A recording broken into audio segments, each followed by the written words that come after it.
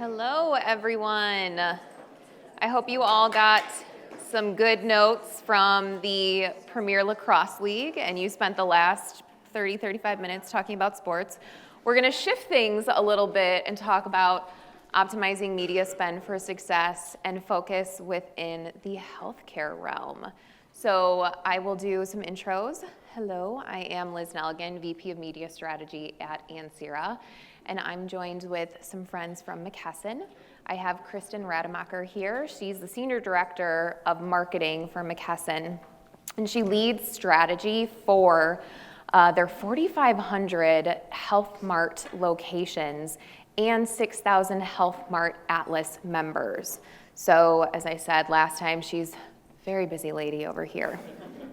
And then through her career, she's built her background within B2B and B2C brand connections and really focused in on that integrated channels to drive growth and that positive brand sentiment. So prior to coming to McKesson, she also led media or marketing strategy for global cargo for American Airlines. So really interesting if you get a chance to talk to her later today about her background there. She's got some fun things to say. She's helped to design national promotional campaigns and really focused across various industries from automotive to direct sales to CPG to telecommunications. So a lot of the same industries that you all are sitting in within here. Getting older. Experience, I think that's what we're saying.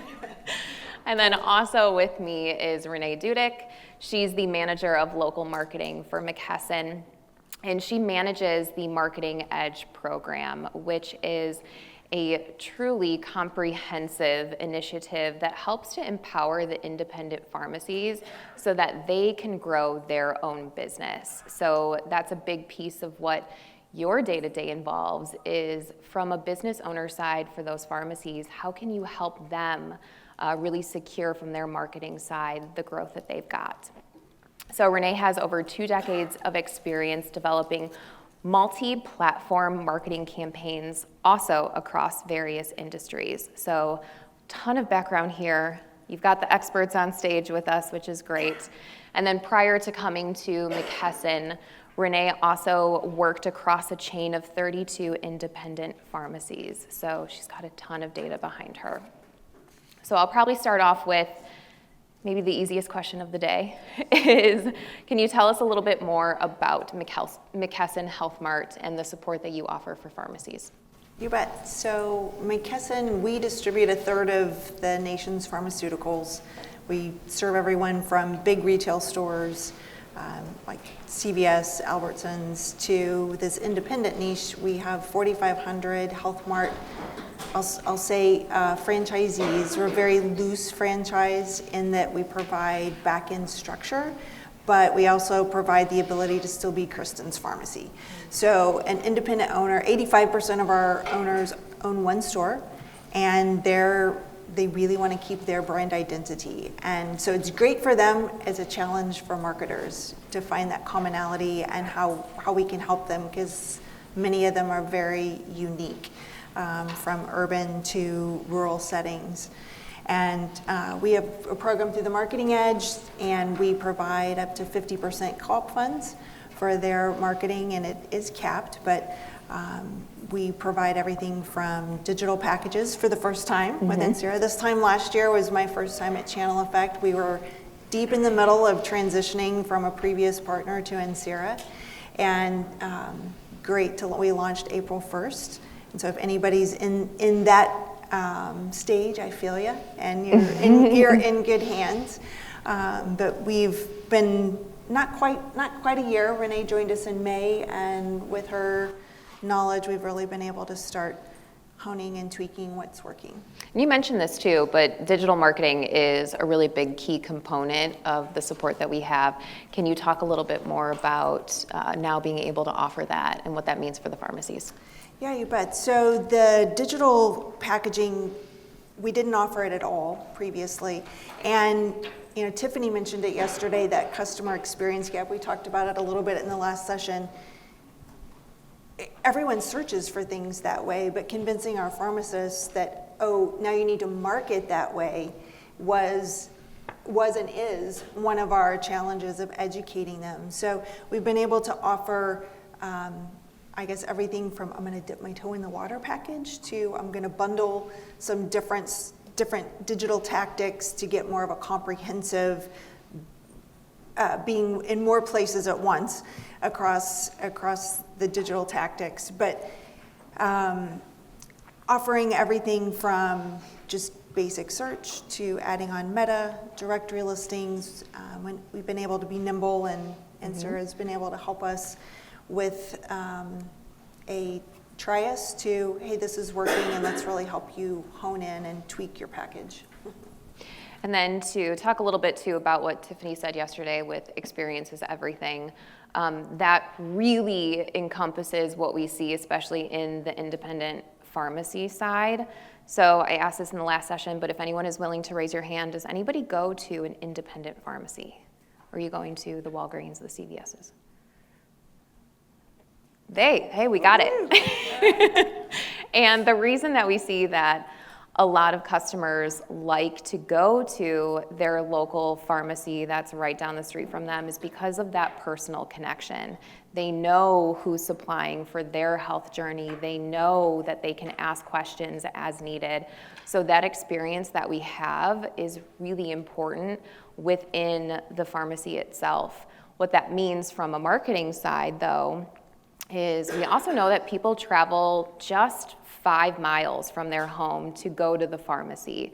So we have to be really strategic at how we're targeting folks within that location. So this helps to have more of that less wasted spend. And Kristen, I think you can kind of speak to that a little bit more. Yeah, so the pure nature of data of how far you'll travel to go to a pharmacy helps us in the convincing the pharmacist, your radius is small, you're not marketing to a broad territory of people.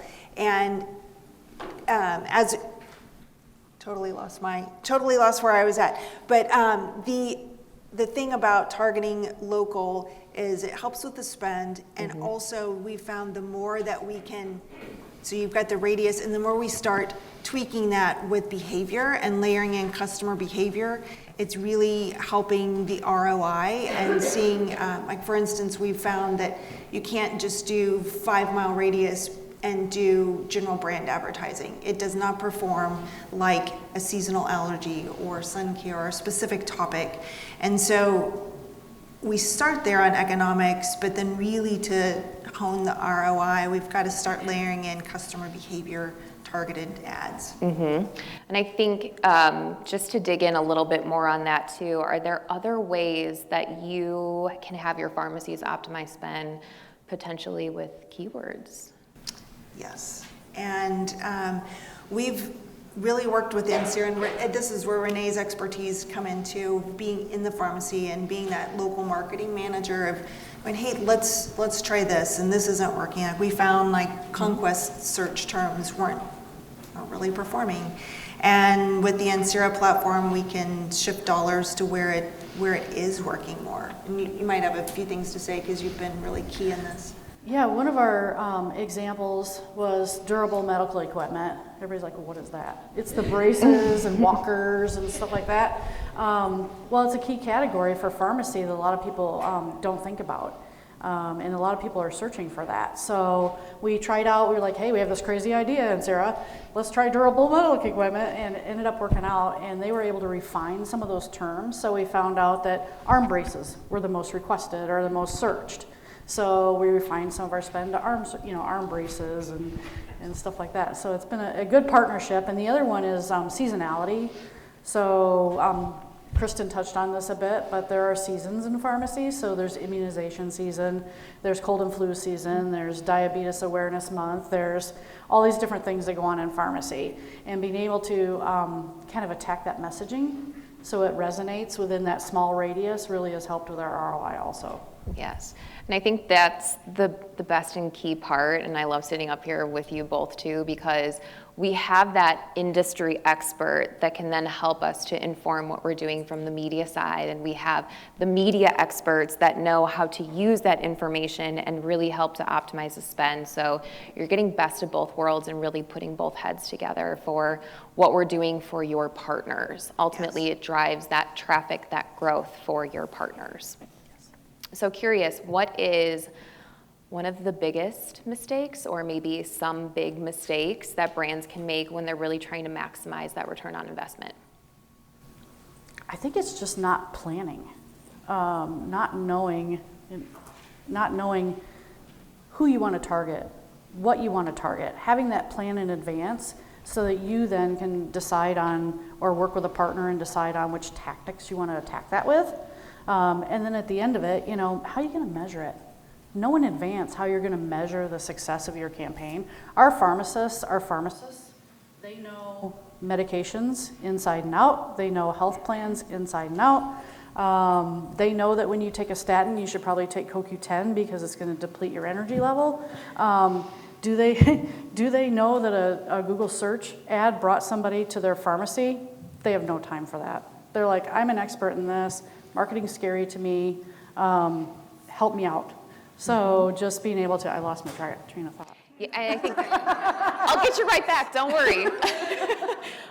Talk a little bit more about reporting, because I think that is a very key piece to knowing how your investment is working. Yep. So for our reporting, we were telling people, go to the dashboard, check it out. If you're a pharmacist at the end of the day, you're a pharmacist, your HR, your media planner, your financial advisor for your company, you're everything. The last thing that I'm going to do is go onto a platform and see how my campaign is performing, especially when I don't understand digital media. So we were like, okay, how can we make this resonate a little bit? How can we dumb it down a little bit? We knew pharmacists check their email, usually toward the end of the day. We knew they like pictures and videos because those are easy to consume. You don't have to read through it. It's not a textbook on pharmaceuticals.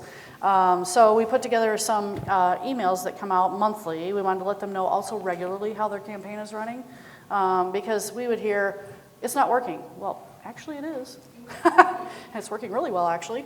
So just being able to resonate with I call it dumbing down, the information that we send out. So here's your campaign, here's how it performed, and what does this mean to you?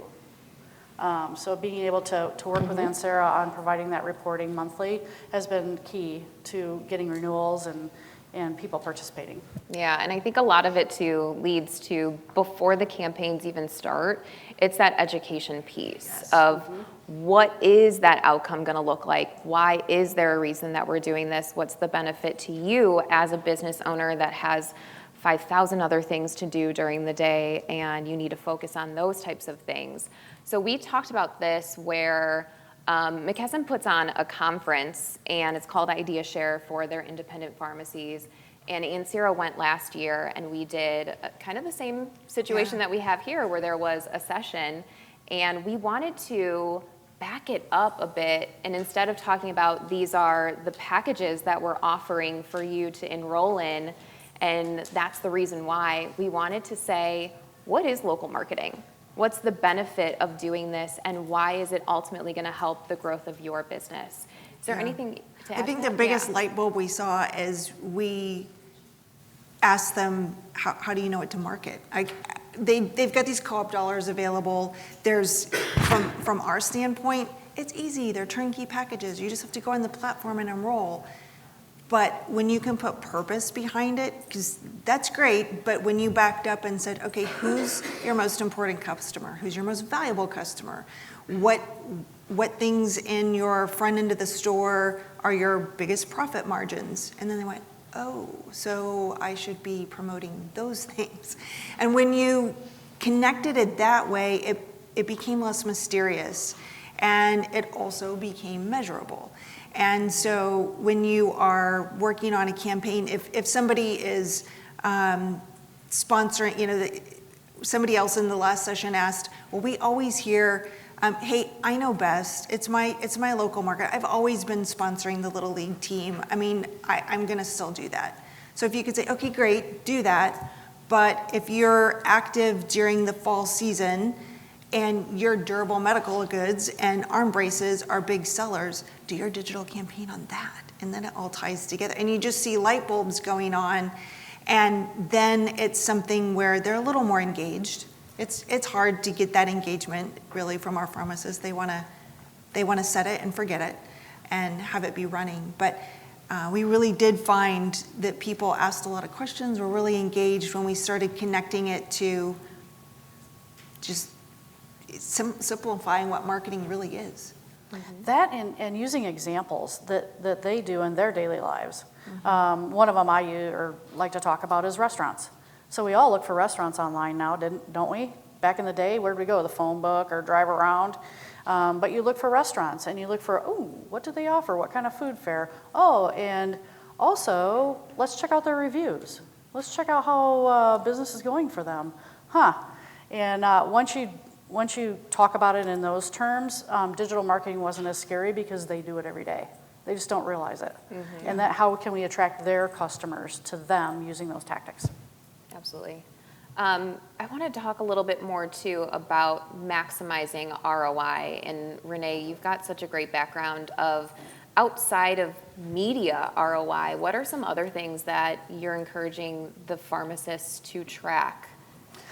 So marketing will get people to the door. What happens once they get in the door? We talked about that yesterday, the keynote speaker, right? Experience. How is your staff interacting? Are they aware of what's going on? Are you engaging them in the planning? Because staff members are going to be more engaged and more willing to promote what you're doing if, one, they have a little bit of say-so in it. They're first people to deal with customers. They know the concerns of customers. And then they also have buy-in, which is kind of cool. And then measuring. So we go back to how do you want to measure? What do you want to do? What do you want to see grow? Is it a category? Is it, for us, patient number? And then what is the value of that new patient that comes in? So that you can close that loop at the end and say, okay, in our software, we can track that we had 300 new patients this month worth $200 each. Do the math, back out your marketing. Okay, now we have a 5-to-1 ROI. And just knowing those tactics in advance so that you're not going in blindly and understanding what am I going to measure, what's my messaging going to be, how am I going to engage my staff? Because there's nothing like when you go into a store, hey, I just saw this ad about a widget, and I'm here to get it. I have no idea what you're talking about. We don't carry those. Wait a minute. Yes, we do. You see the manager back there with their eyeballs, it's like, no, we do. We just got a whole shipment. But just making sure that that experience in the store is also great so that they want to come back. So it's all about retention once you get them there. Absolutely. So probably one final question, maybe my favorite of it, is what is one piece of advice that you can give the brands that are sitting in this room on maximizing their ROI? And we gave a lot of examples, but is there anything else that you can have as a takeaway? Planning. So plan out your year, plan out your themes, plan out and know what you want to measure, who you want to measure, know who you want to target. A couple of examples that I always like to go after are who is our best customer and how can we emulate that? And then who is our most desired customer? So in pharmacy, I don't think I'm sharing anything proprietary, but our best customer is somebody with multiple medications who's going to come back on a repeated basis that we can market to regularly in store. And also with the medications that have the best profitability, if you will, which is hard right now. But how can you also engage them in supplements? So I'm going to get a little weedy here, but a majority of our patients take statins. And with statins, you deplete your CoQ10 level. So being able to sell that supplement of CoQ10 to help them with their energy levels. And our supplements have a greater margin than our medications oftentimes. So being able to have that additional sale, know your business, know things, if you're selling chainsaws, does your clerk say, hey, do you need a little chainsaw oil while you're here today? They're 2 for 1. Or, just being able to plan in advance and again, that holistic approach. Not only is your marketing to get people to the door, but inside what's happening afterward.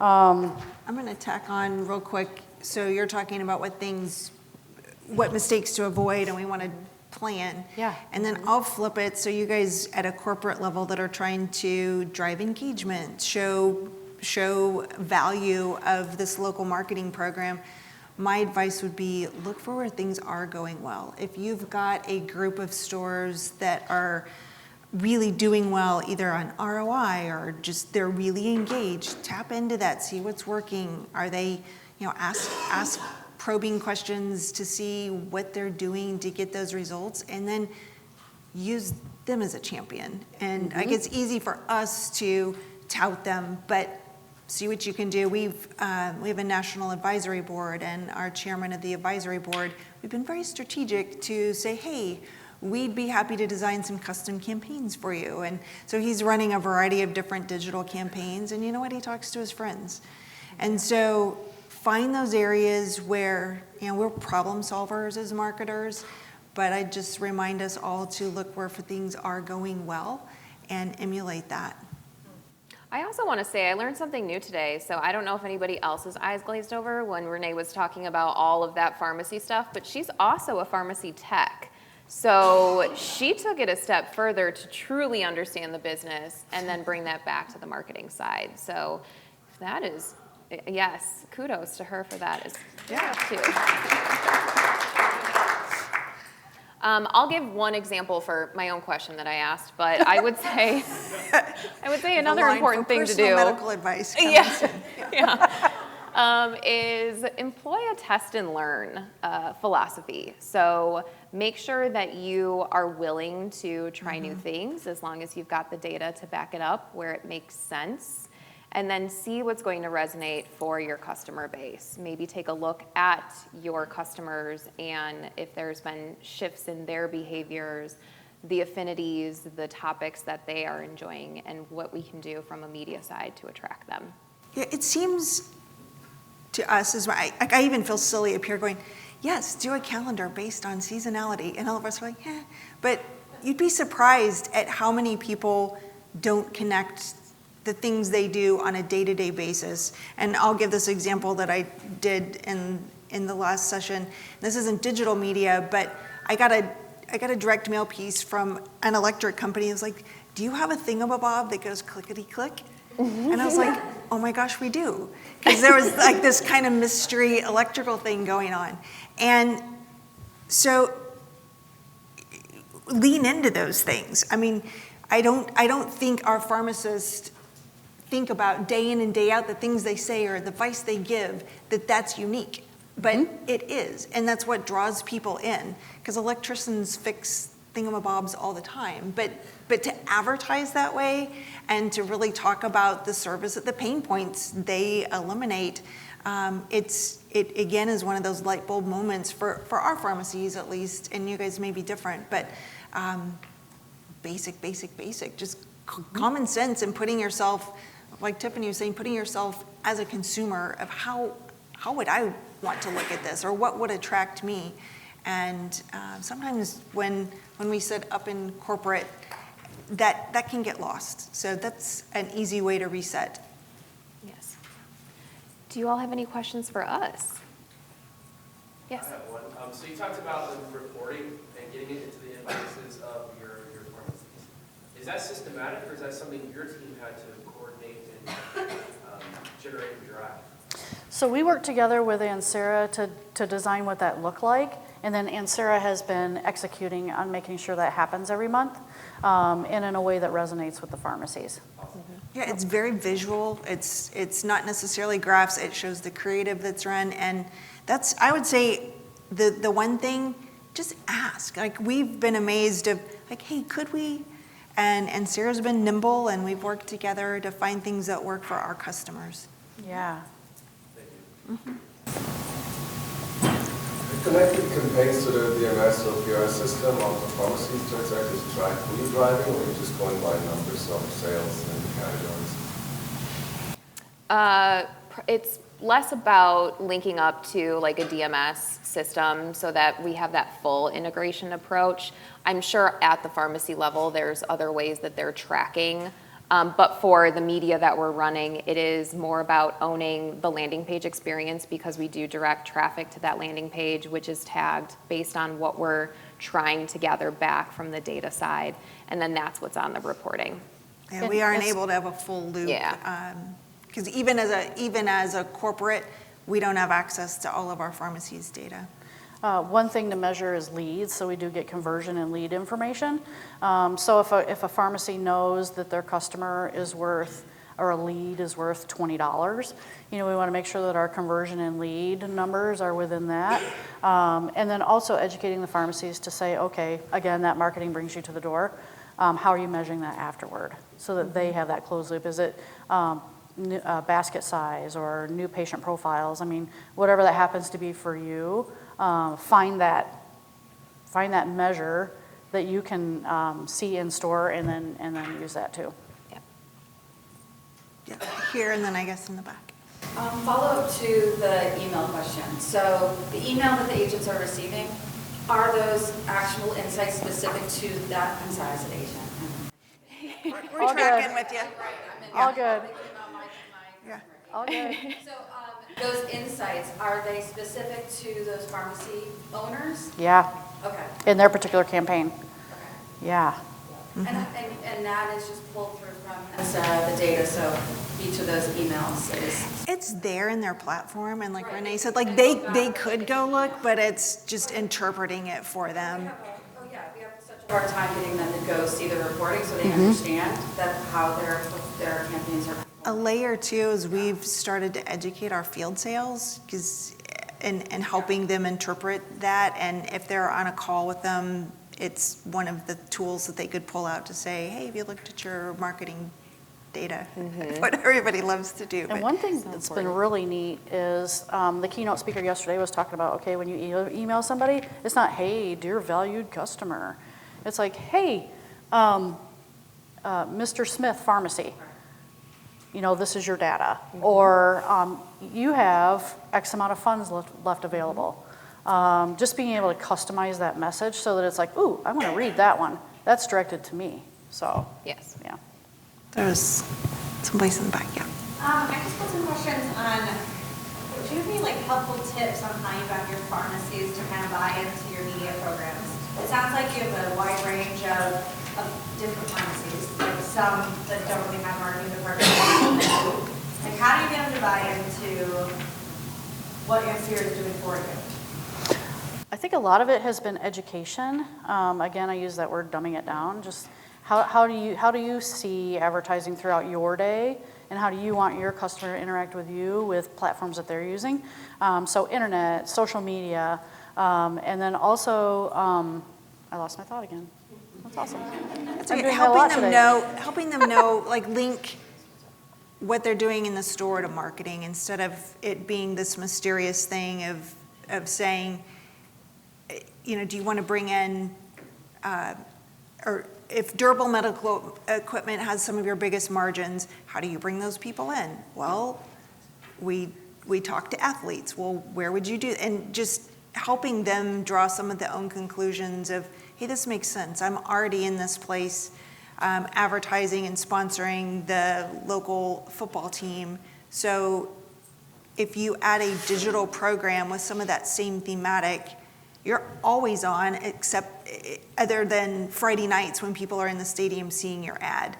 So it's a way, if you can relate it to something that they're seeing day in and day out, that is something we've found helpful. And it's an ongoing thing for sure. Ansira's been great. They've started educational email series for our field sales. So making sure that our field sales knows what's available. So if they're making a sales call, they can go into the platform, especially on times our funding, we're on a fiscal year and our funds end the end of March. So it's education of hey, make sure when you're in talking to them to use their funds. So gosh, we're pulling out all the stops. Any way we can get to talk to them, those advocates where it's working well. Yeah, when you talked about Raj from the advisory board, I think maybe even in the automotive vertical, you might see that dealers are competitive with each other. So if you've got some ones that are having really good wins, talk about that and use that as that education piece for what else you can do and how you can bring it to the mass. I think also figuring out where that sweet spot is for how much they would spend a month and feel comfortable doing a campaign on an ongoing basis. That was a little bit of a struggle for us in the beginning, but once we kind of found out that number, if you will, it was like, okay, I'll try that. And then when they start seeing engagement, they're like, sign me up again. Okay, let's do this. And I think it was a lot of that. And then we also did some educational videos on how to use the platform, and then also how some of the tactics work and bring customers to you, which is kind of nice because you say Meta and a pharmacist glazes over. But you say Facebook talking in their social circles about topics that are relevant to what happens in pharmacy. Oh, okay, I get it. Yeah, I'll do that.